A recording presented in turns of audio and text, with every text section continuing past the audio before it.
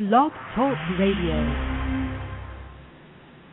Hello, everyone. Welcome to Laurie Smith on Blog Talk Radio. This is Worldwide Epidemic of Child Abuse and Human Rights Abuses, and it's just a show I like to do on Saturdays just to sort of cover things that are going on around the world that I see that, are particularly bad. We're on for 30 minutes. It's a live internet streaming radio broadcast. I don't have the chat room open just because nobody hardly listens to this show live, and generally if they do, they're just trolls and just have a bunch of ignorant remarks to make. So, so I do appreciate anybody who's tuning in live here and who is truly interested in this whole human rights, child rights issue. You know what I mean? This particular article I found that I want to talk about today actually popped into my inbox because I'm a volunteer for many things actually, but my main focus is Dream Catchers for Abused Children. And that's because I'm the Canada Regional Director for Dream Catchers for Abused Children and also the CCO for U.S. and Canada. And so I'm busy. But the thing is I volunteer kind of as an inactive member really for Canadian Women for Women Afghanistan, a Calgary chapter here, as well as CHF, Canadian Hunger Foundation out of Canada, and the CILF, that's the Canadian International Learning Foundation, which I was quite active in for a while, for a couple of years, but I haven't been able to do much for these guys because of my work with Dream Catchers for Abused Children. But I still sit on their volunteer rosters. I'm still part of what they're doing, and I get their news. And I got this, anybody can sign up to get these little newsletters that will pop into your inbox if you're interested. And this one came from the Canadian Women for Women Afghanistan. And I just think it's so important to take a look at this. The issues that are going on right now is that Canada's getting ready to pull out of Afghanistan. They did say that in 2011, they were going to pull out, and which is really a bad thing. And it's a bad thing for anybody to pull out, for any country to pull out of Afghanistan, because what happens then, it just allows these monsters, these fundamentalists, these religious fundamentalists to take over the country again when they're not quite ready to handle it on their own. And people would say, well, when are they ever going to be ready? Well, they have years and years of issues to work out. It's incredibly bad. And, just leaving them unprepared is not a good idea. That's what happened when the United States stepped in years ago and supplied the Afghan hillside people, the villagers, with guns and ammo to kick out the Russians. And then the Russians were kicked out, and then the U.S. pulled out, and it left these people with no education and a whole lot of, really no thought process going on. They let the Taliban in there and Al-Qaeda, and so that's why Afghanistan is a mess. So it's all because the U.S. should have never pulled out, and this whole mess is really because of that. And now the world is paying the price for this. And the Afghan people are really the ones who are paying the price for this, and our young men and women who go over there to fight for these people and to fight for this country because it's such a mess that they don't want the wrong people empowered to take over Afghanistan. And the reason being is that it's considered a world threat. And so they can't let, I just think it's wrong that Canada pulls out. I think Canada should stick it out for the long haul. And the reason why is because these people, it's not only just to save the men, the women and children, especially in Afghanistan, to save the women's lives especially, because children are somewhat taken care of, but not girls. So boy children are somewhat looked after, but not really. They're still abused and mistreated. The girls are really set up for a short life and a life of death. Really, they don't live very long, and if they do happen to make it, their lives are just completely really screwed up. And so it's unfortunate. And I study this stuff. I study human rights worldwide, and so I'm really interested in Afghanistan. I know people there. I have some friends there, and I just, it's just discouraging to see what's going on over there and what's happening. And even the men are affected by this. So many men, because of the depression, the fact that they can't do anything to help their country, they can't do anything to save their country, they don't know how to really help and get involved. They end up using drugs, and they end up on the streets. And there's so many people who are affected by this. And if an Afghan citizen lives to be 50, it's a miracle because, nobody really lives much over the age of 30. If they do, they're considered ancient. People who are in their 30s look like they're about 50, 60 years old. And it's just because the country is just so far down. It's just been so brutalized for so many years. And why do I care? Because I care about people. It makes no difference to me what their religion is. I really don't care. What I care about is people. And these are moms, these are dads, these are children that are suffering. All around the world we see this. I mean, I know there's every single situation going on. It's too much. It's way too much for any of us to see we could possibly help these people in Africa, these people in Haiti, these people in who are having these horrific things happening to them in the most, in the poorest, most hard-hit countries, But I like to draw attention to some of this stuff, and the reason being is that people just don't know. This has to do with domestic violence and abuse and whatnot, and so I wanted to cover this. This particular article came from Canadian Women for Women Afghanistan. Came to me yesterday in my mailbox, and it says, please stand up in defense of the right of Afghan women and girls to be protected from violence. There's a petition that people can sign, and this is for Women for Afghan Women. It's one of the organizations operating much-needed shelters in Afghanistan. That's the reason why I'm bringing this up, is because this is to do with the shelters for domestic violence, for women who are on the run from domestic violence and abuse in Afghanistan. You can imagine it's hard enough for women in North America. They're running for their lives in North America, the United States and Canada, mainly, and it's hard enough for these women over here, and there's all these agencies, there's all this support, and it's still, their lives are threatened, their lives are in danger. It's quite often they have to be relocated to other states and other provinces just to get away from their abusers. Their lives are in danger, and you think about the problems over here and how harsh and how serious it is, and the fact that 6 months, within 6 months, most people who have been abused, a lot of them go back to their abusers. But in Afghanistan, these women especially, are trying to save their lives. There's nowhere for them to go, and the shelters are a huge issue because they're very few and far between. And the women that operate these shelters, their lives are in danger at all times. They could be shot, bombed. They quite often are blown up in their cars or in their shelters, their homes, by people that don't want anybody to protect women. There's a whole lot of people in Afghanistan, men mainly, who are trying to kill women, and they're just trying to annihilate them, right? And this is put them down in the street. They'll torture them. They'll just beat them to death.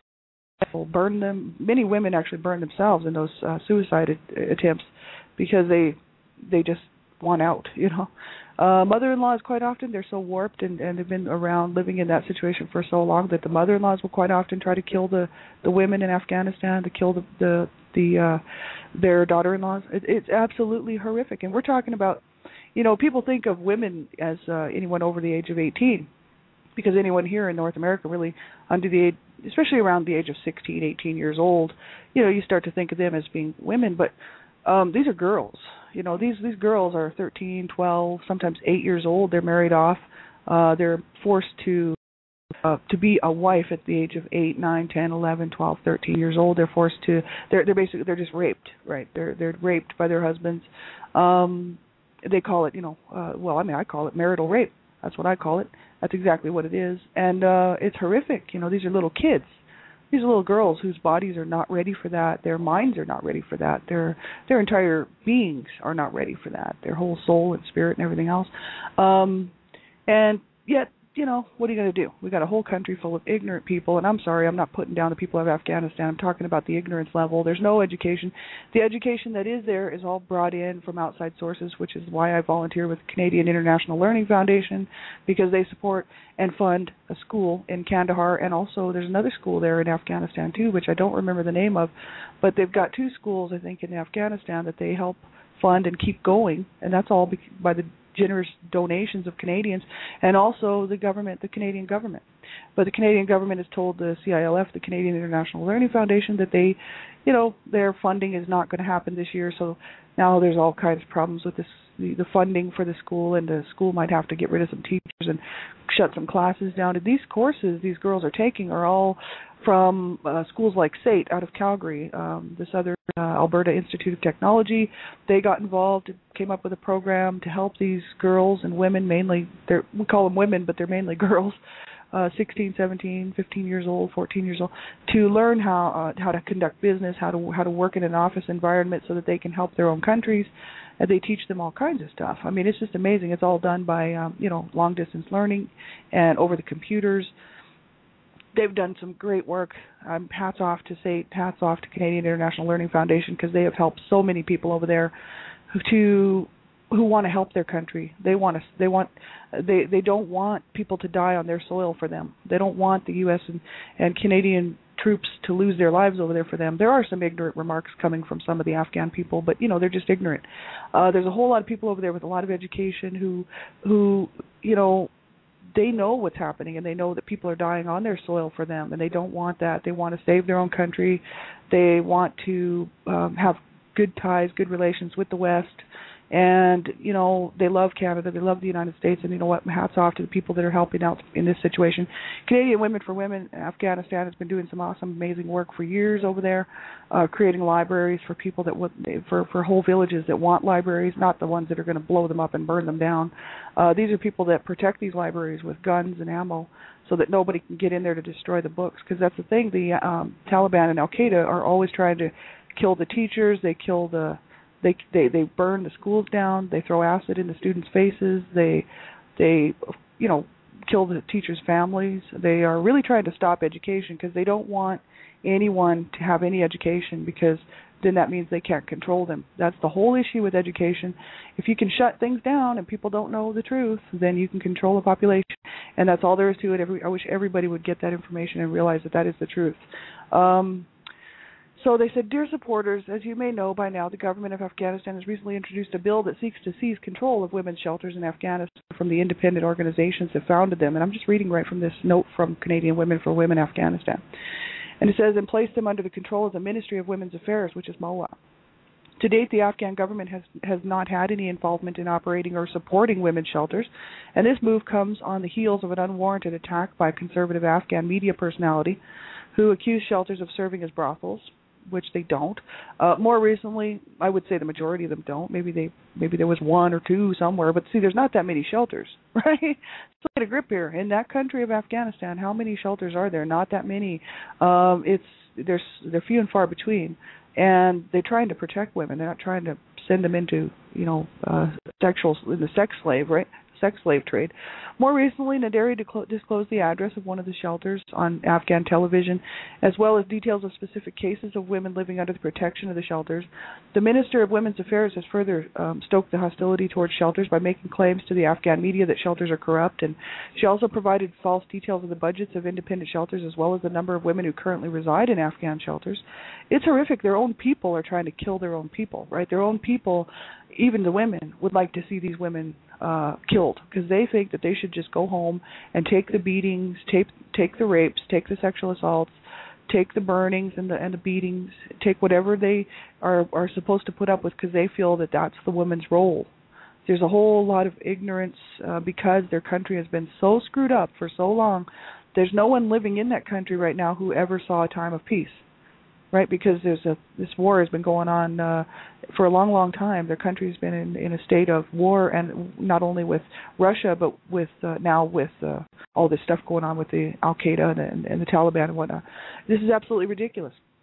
So there isn't anybody over there that has never seen a time of peace, and they've all been affected by this war. So their whole lives are just a screwed up mess. So the first shelters for women fleeing abuse in Afghanistan opened over the past decade and mark an extremely significant step forward in the struggle to eliminate violence against women and protect the basic rights of women and girls. See, a lot of these girls that are there are like 8, 9, 10 years old. They're not 20-year-old women. They're not 25-year-old women. They're like 12-year-old girls who have been raped and beaten. And if you start looking around, see what I do, I hope everybody will go check out my YouTube channel, because I got a great YouTube channel, and it's Stop Human Rights Abuses. If anybody wants to get information, I mean, I'll be sure and get that to you. I have all kinds of stuff on my YouTube channel about the Afghan situation, especially to do with the girls being raped and beaten, and these women who try to kill themselves, 18-year-old women, because they've been so abused and so mistreated, and these are real women, and they show the scars. I mean, they show what's happened to them. And it's absolutely sick and twisted. And if anybody thinks that that's okay, there's something wrong with whoever thinks that. That is not okay. Put yourself in that person's place. What if you were born over there? What if you just happened to be born in Afghanistan, a girl, and you were submitted to being married off at the age of like 10 years old, and you are beaten and raped by a 40-year-old man every day because you won't have sex with him, and he's forcing you to, and of course because you're upset and crying, then he's going to beat you into submission. Put yourself into these people's shoes for just a minute. You know what I mean? These are little girls that should not be subjected to this.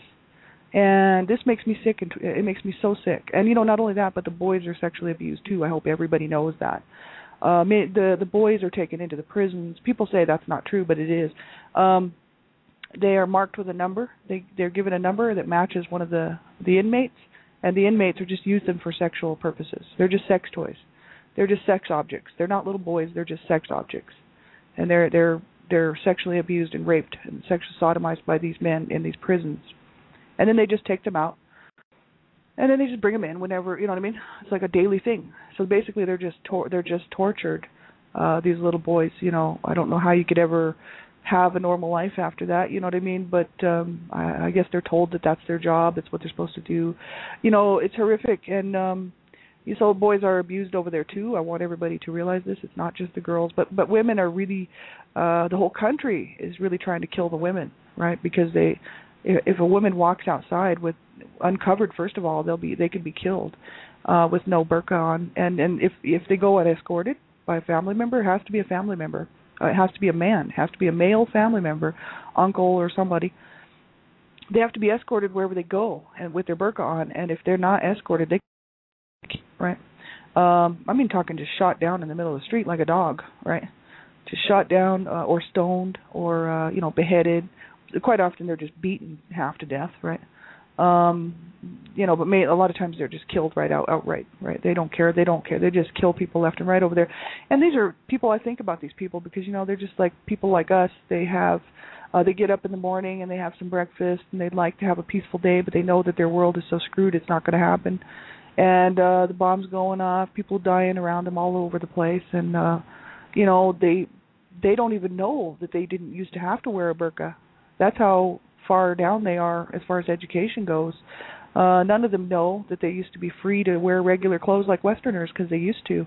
If you go back and study the history of Afghanistan, you can see that it's only been since the 1980s. Before that, women held a huge portion of the government seats, and they were able to go to school. They had jobs. They were able to work outside the home. They never had to wear burqas. This is all some sort of fundamentalist, heavy-duty religious fundamentalist terrorist stuff from, I don't know whether it's Iran or whatever countries are supporting this. Afghanistan was never like that. The Afghan people were somewhat more westernized than the rest of the group, and that's what I would like for people to know. And so they don't even know that. I could go and tell them their history. They have no clue, right? This is really sad that people would think that this is the way it's been forever. They would think, oh, yeah, for thousands of years we've been wearing a burqa, we've been escorted down the street. No, this is recent, and they don't even know that. That's because their history was destroyed. They burned down the schools. They burned everything down. They killed the teachers. The teachers ran. The teachers are all living around the world because they had to leave their country if they wanted to live. Otherwise they just shot down. And the teachers who teach over there now, they take their lives into their own hands. Quite often have to move house to house. They can't stay overnight in one place more than 2 nights in a row. If they're found, they'll be killed. And why? It's amazing that these schools can even operate under this situation, but they do. And so, I feel like, these people want education. They want to know the truth, and they want to help their country, and they don't want to have a war with the Western world. And this I do know. The reason being is that I know people over there, and I've talked to enough of them to know that this is the case, right? And there are a few that do, and that's because their minds are twisted and warped, right? But most of them are just like us. They just want to be able to have a nice life and look after their children and just enjoy this life, right? They enjoy eating sweets. They like pieces of cake. They like tea. They like to have coffee. They like to interact with people and talk, and they like music. They like things that we like, They like books, right? They like to have fun. Kids like to play, and the old men like to sit and tell stories, right? And chat with their friend buddies, right? And the women like to gather around and talk about women's things. They're just people like you and me. And they've been so brought down to a level so far down, that I can't see that if Canada, the United States, pulls out right now, it's just going to be a mess. You know what I mean? I seriously don't agree with it. But they said that many of the women currently living in the shelters have death threats against them by family members, husbands, or suitors, and the pending regulations would transform shelters from sites of protection to sites of punishment, functioning more like prisons, where women can easily be handed back over to their abusers, because there are already some of the actual shelters that are kind of like that. When they go into these, because they're basically kind of like, what do you call that, a halfway house or whatever. They're not really in prison behind bars, but they have to sit in this house, they have to work, and which is okay. I don't think they care about that. They get to learn a trade. But the thing is that they're at risk, right? They're at risk because they could be sent to prison, or they could be sent back to their abuser. If they go back to their abuser, they'll just be killed probably, or disfigured, beaten so badly. That's why I was saying earlier that I have on my YouTube channel a whole bunch of stuff. If you just start looking around to see what's happening, if you type in Afghanistan women's rights, I mean, you can find so much information on what's really happening to girls over there and women. This is real, and I'm so glad. I mean, I have to be honest with you. I'm really thankful that I'm not one of them, right? I really am, because I know what they're going through. I'm like, oh my God, I'm so thankful to be over here in North America. But it's like, still, does that mean we have to forget about them just because we have it so good and we're doing so well over here, women's rights and stuff? It's great, to be a woman over here. And then, what? Just because we have this, does it mean we have to close a blind eye to these women over there? It's like, if we don't do something and speak up and speak out against this and stand up for women's rights worldwide, right? Not just in our own countries, but we still have to stand up for them in our own countries. They're still being manipulated here as well. But we do need to make sure that, we get involved worldwide too, right? Because these women do deserve our hand, our attention, our support, and even just to be a voice and say, look, this is not right. Because if you don't speak out against it, you're basically saying, oh, well, it doesn't matter to me, which means you agree with it. And that's the truth. There's no such thing as riding defense. People either do support something or they don't. There's no middle ground. And so I don't support human rights abuses of any kind. And so that's why I love to speak out against this stuff, as everybody knows, as you can tell by all of my shows, right? And I hope to go, my goal is to go, really worldwide. I'd really like to be a public voice on radio, television, and kind of like shock radio, but world rights issues, right? Women's, men's, children's rights issues, and that's what I'd like to do. Really, just shock radio, or shock television, or whatever. Because you know what it is, you have to shock people into thinking about this stuff. Because I know I grew up in an abusive home. I grew up watching my mom be abused. I grew up knowing that my mom was abused by her own mother. I grew up knowing that my dad was abused as a child. I also grew up knowing that my dad abused my mother and maritally raped her over and over for years and years. I grew up in this hellhole. But then again, I still had so much, because growing up in North America, there's, your chances of survival are so much better. But these people over here, they don't have any health care. So if a woman is beaten and abused by her husband, or these little 8-year-old girls that are being raped, I'm not going to get all, too graphic here on this radio show, right? Because I don't know how young the people are who are listening. But, an 8-year-old girl being raped by a 45 or 40-year-old man, there's going to be damage. There's going to be damage to her body. And we're not going to go into the details. But the thing is that there's no health care. There's no health care for these people. So these little, 8-year-old girls who are being raped, and these little, 8-year-old boys who are being sodomized, there's no health care for them. They're going to suffer with whatever happens to their bodies. And I hope that you all will take a minute to think about that.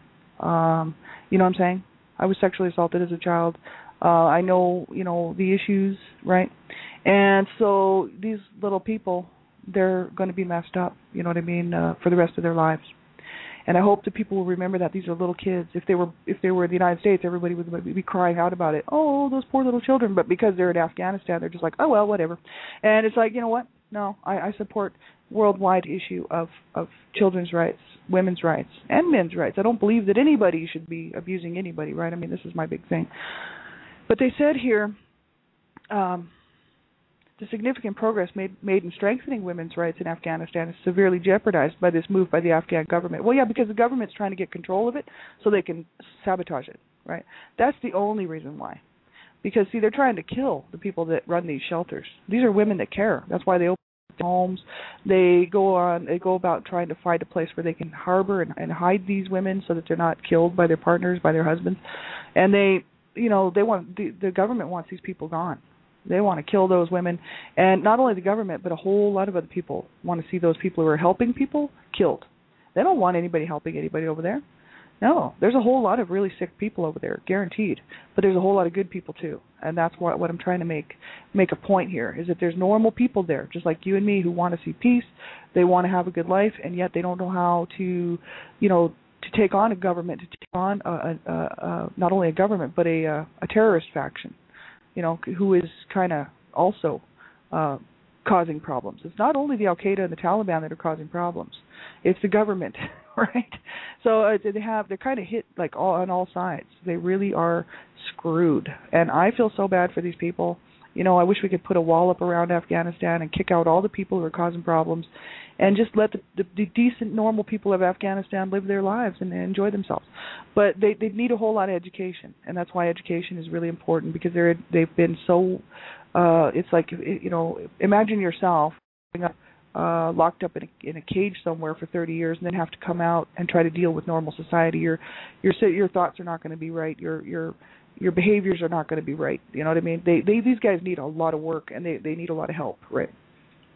So they said, please stand up in defense of the right of women and girls in Afghanistan to be protected from violence. Sign the petition and whatnot. They're just trying to get people to sign the petition. But they said having women's shelters under the control of the government with the involvement of the police may jeopardize women's safety. You bet, because the police are not necessarily always. Sometimes they're corrupt, right? The police have often been a source of abuse in Afghanistan, and most women experiencing abuse have not felt able to report their cases to the police without fear of the police turning them back to their families or husbands, where they may face further abuse and even death. And quite often they are killed. I want people to know this. It's not like they're going to just get a little slap on the face. And these people are killed, right? These women are killed. So they said, as reported in Amnesty International's blog by Afghan activist Horaya Mossadegh, women and girls seeking protection will have to plead their cases before an admissions panel of government employees and undergo medically dubious examinations to prove they are not guilty of adultery or prostitution. Now, see, this is ignorance. It's complete ignorance.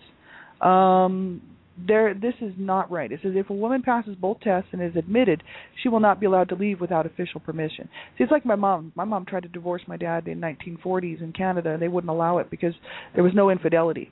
But my dad was allowed to beat on her and beat on the children that were born at that time, that my parents had at that time in the 1940s. And my mom could not divorce my dad because there was no infidelity, but the court said, we don't care if he's beating on you. We don't care if he's maritally raping you. We don't care if he's beating on the children. You are not divorcing him because there's no infidelity. And so this is just sick and twisted. This is more garbage on top of more garbage, right? This has got to stop. And I tell you what, if you have it in you to be a voice for these people, get involved with the Canadian Women in Afghanistan, get involved with the Canadian International Learning Foundation, get involved where people are doing some really good, proactive, positive work, and, be a voice for these people, right? I mean, be a voice for anyone who's being abused and is being subjected to abuse, and, stand up for human rights, because you know what? If we don't, our rights really are at jeopardy at all times. I want people to know this, just because we live in this false security here in North America, and it's a very false security, because our rights are only as good as the people that will stand up to back them up. And I want people to realize that they could be gone tomorrow if we don't stand up and don't make sure that we ensure human rights. We can lose them in North America as well. There's always human rights abuses, even in North America. You think about child abuse, you think about domestic violence, you think about abuse in the workplace, you think about sexual assault, sexual exploitation. These are all human rights that are being completely just looked over, right? And I want people to realize that this is going on in our own country, let alone around the world. And we can't even stop it here. So be a voice.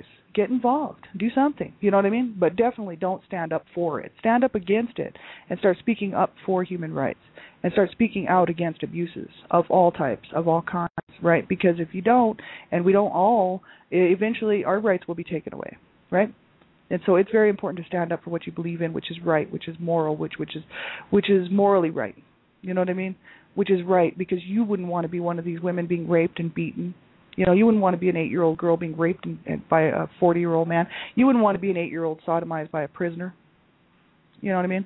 an 8-year-old boy. You don't want to, you don't want to be somebody in the sex slave trade down here in Miami, a little 13-year-old girl being used, by hundreds of men. Right? You put yourself in some of these people's shoes for just a minute, and it will get you to start thinking about your own safety and security, which means zero if we're not willing to stand up and say, no, this is wrong, right? So get involved, do whatever you can, make some noise. Have a great day, everybody. Talk to you soon.